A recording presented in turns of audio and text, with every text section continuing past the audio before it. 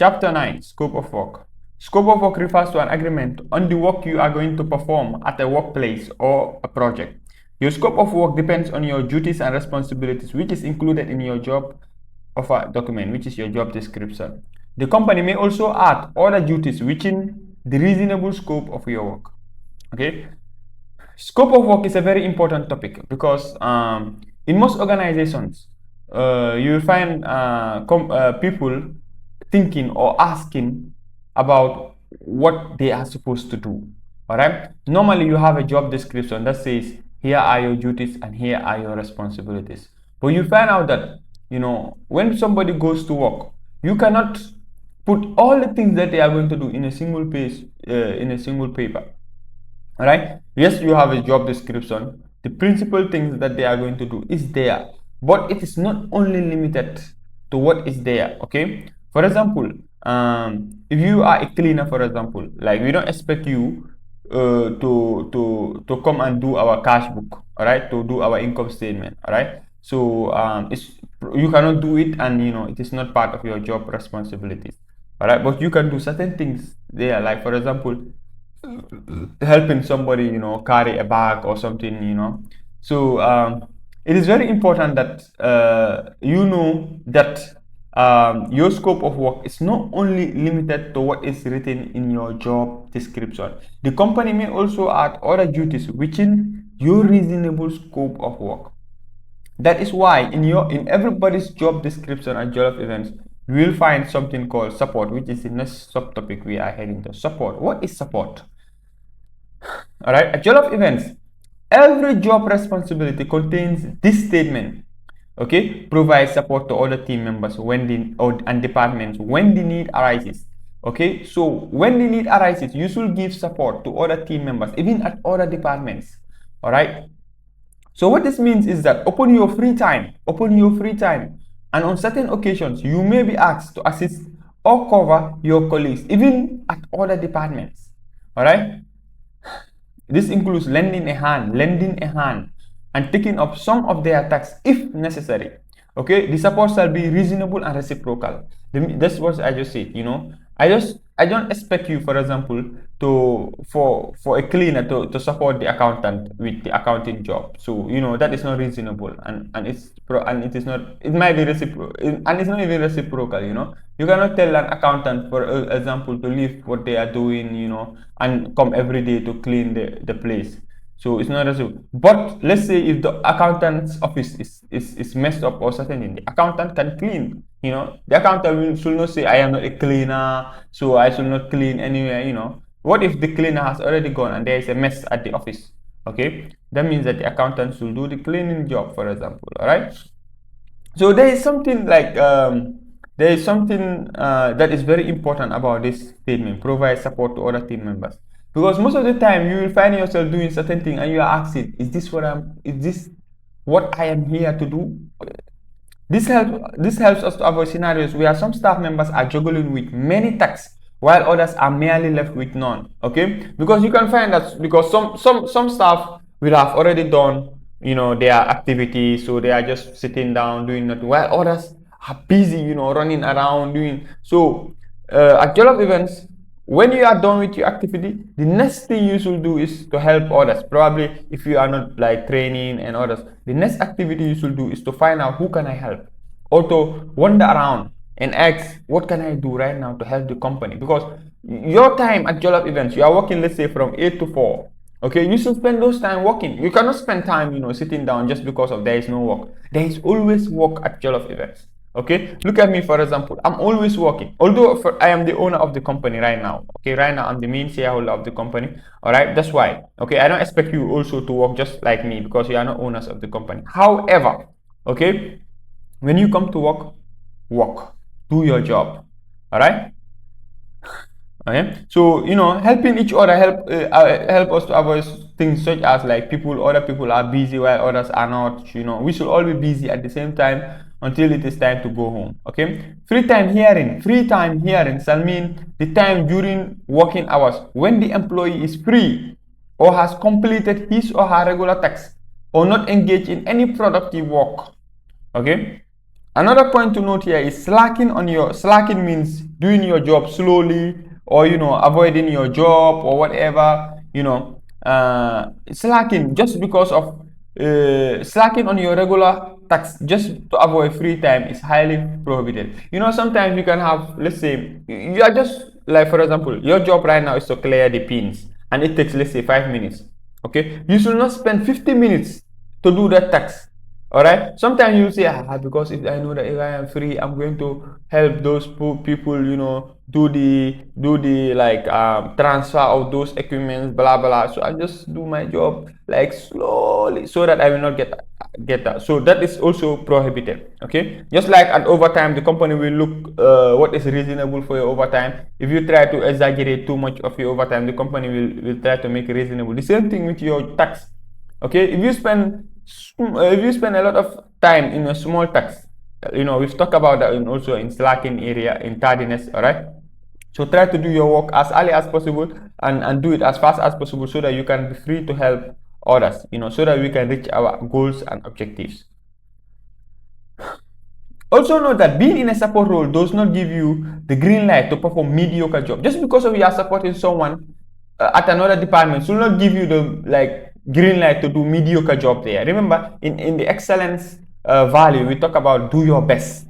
Always do your best. Like I give an example, like giving tasking like my co-worker to help me paint a wall, for example. All right. Okay. So if I tell let's say it's a driver, I like giving examples of the drivers. Okay. If I tell a driver paint this wall for me, okay, and let's say the driver is not of course busy, and let's assume that the driver has delivered all their items. They are now back. Okay, probably they have probably washed the cars or checked the cars, or like, so now I can tell that driver, okay, because I'm doing something else. Okay, I can tell the driver, paint the wall for me here. Okay, first of all, there is no painting in the driver's job description. Okay, nor is the driver a painter. Probably the driver has never even touched paint before.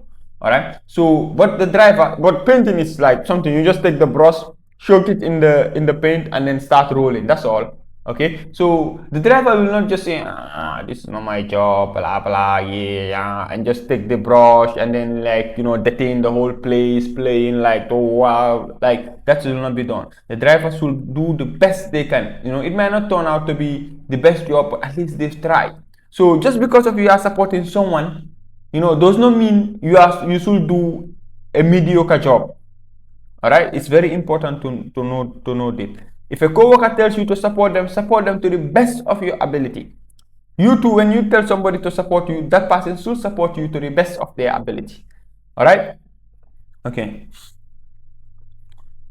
I've said this. You must constantly wander around to see if there is anything you can fix or anyone you can help. At Jollof events, you must constantly wander around. There is a saying in Wolof, okay? Kendu jam gainde si ala talk. How can you like throw a stone at a lion and then go and sit down and relax? Man, you will not rest, man. You're going to know that lion. So it's something like that. At Jollof events, everybody deserves break. We cannot just be working 24/7 like the Chinese in their factory. No, what we do is when we come to work, all right, we can take certain breaks like lunch breaks and like prayer breaks, and apart from that, we should be engaged in work. Work can mean training, helping others, doing your tasks, among others. All right. Refusing to provide adequate support to team members may lead to disciplinary action and termination of employment. Okay, support. That's why we dedicated a whole topic about just one line in everybody's job description, which is provide support to other team members when the need arises. All right, so it is very important to know this. Contractors. Who are contractors? All right. A contractor is an individual or organization that is hired to perform work for another individual or organization on contract basis. Please note that this is different from employees with fixed term contracts. Okay, we've talked about, I think we will talk about it later. There are two types of employees, for example, fixed term and indefinite term contract, but those ones are different from contractors. The contractors we are talking about here, these are people we hire from outside to come and do work for us. And when they do that work, when the job is finished, we pay them and they go. We don't see them back until probably we need that type of job. Those are contractors. All right. Basically, a contractor is anyone who works for the company, but it is not an employee. At Jollof Events, we only hire contractors based on the following reason. Contractors can be weldermen, mechanics, laundry people, carpenters, laborers. Anyone who we hire on temporary basis is a contractor. They are using their service to help us. Okay, so why do we get contractors? Why should we get a contractor at Jollof Events? Okay, should we not hire everybody? Hire weldermen, hire carpenters, hire But the thing is, those services we don't require them always. So why should we hire somebody to be come and do just the things that we don't require on a daily basis? So it is more beneficial to take them to do the job and then release them when they are done when they have done that job. So why should we hire contractors? Okay, number one, the job function is not available at the company. All right, let's say lawyer. Do we have lawyer in our organogram? We don't have pilots in our organogram, right? So when we need lawyers and certain types of people like weldermen, what we do is we contract. We look for people who can do it outside. All right. When we need additional support, sometimes we can have that. Let's say we have support staff, but when we need additional support, okay, like during the busy period, for example, we might need additional laborers. Okay, even when we are not busy, when we need additional laborers, we go and take contractors. All right, like let's say today, if two of us have come like full-time employees, okay, one is a driver and another one is a support staff. Okay, when we have 300 chairs, for example, all right, it will be very difficult, for three of us, two of us to do that job. So we call laborers to come and assist us. All right. So that is when we need additional support and additional hand from outside, to come and do the support. Okay, that is number two. Okay, especially during busy periods, laborers and designers, sometimes we hire them. The task requires high level of expertise or equipment and cannot be done proficiently or safely by by the officer in charge or by other staff members during their free time. Okay. Okay, these are like tasks, for example, that require high level of expertise or require some complicated machines. Alright, okay. So like for example, like when our car breaks down, okay, we call a mechanic to come and help us with our car, or we take the car to the mechanic. Okay, when we need advice regarding accounting and stuff, we hire consultants, we hire accounting law firms. When we need legal advice, we go to law firms. All right, so this is our jobs that require high level of expertise and cannot be done proficiently or safely by other by someone. Okay, like any task that cannot be done by somebody in the company, we hire outside. So some tasks that can be done, like if we realize that for example, the admin assistant is good in accounting. Okay, that means that for example, like we don't need to hire a certain accountant to help us with certain things because our admin assistant knows the job. So the admin assistant does it. Okay, just like the painting I gave, like if there is painting, if we know how to paint, we paint. So all those things we do it in-house, but if we cannot do it, we hire a contractor to come and help us. Okay, the job is very tedious or repetitive. When the job is very tedious, like laundry, okay, we don't expect to have like our staff go and do laundry, because laundry is something that is very tedious, difficult. Okay, and it's repetitive every time we have laundry. If it was once every month, even once every year, probably you can do, but laundry is every time. So we hire outside contractors to come and help us with the laundry. Okay, we might hire someone just to do the laundry, but again, okay, people don't like laundry in India. So something like washing carpets, for example, we might hire somebody to come and help us wash the carpets. Anything that relates to washing, washing. Okay, we try to, because washing is something that is tedious. Always you require water, like with detergents and all this stuff. As they say, give to Caesar what belongs to Caesar. So give to jobs for contractors. So apart from the above reason, we strive to combat every tax in-house. Okay, the above reason here, although not exhaustive, let me summarize them.